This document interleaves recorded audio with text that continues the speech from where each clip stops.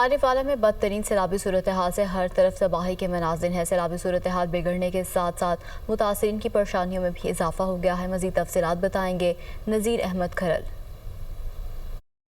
जी बिल्कुल, आरववाला के देहात में बेकाबू सैलाबी रेले के वार जारी हैं। बहुत बड़ा इलाका मज़ीद सैलाब की लपेट में आ गया है। मैं इस वक्त गांव बिलाड़ा दिलावर के मकाम पर खड़ा हूं।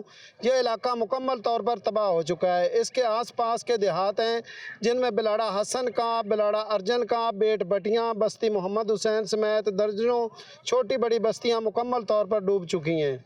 कच्चे मकानात मुनहदम हो चुके हैं। हज़ारों लोग इस सैलाबी रेले ने घरों बेघर कर दिए हैं। दरिया सतलुज में मौजूदा सूरत हाल की बात की जाए तो गंडा सिंह से 3 लाख से ज़ायद क्यूसेक का बड़ा रेला आ रहा है। इसकी वजह से आरावाला के मकाम पर पानी की सतह मज़ीद बुलंद होना शुरू हो गई है। सैलाबी पानी तबाह हाल इलाकों को मज़ीद तबाह कर रहा है और सैलाब ज़दा इलाके में पानी की सतह काफ़ी हद तक बुलंद हो चुकी है। जी।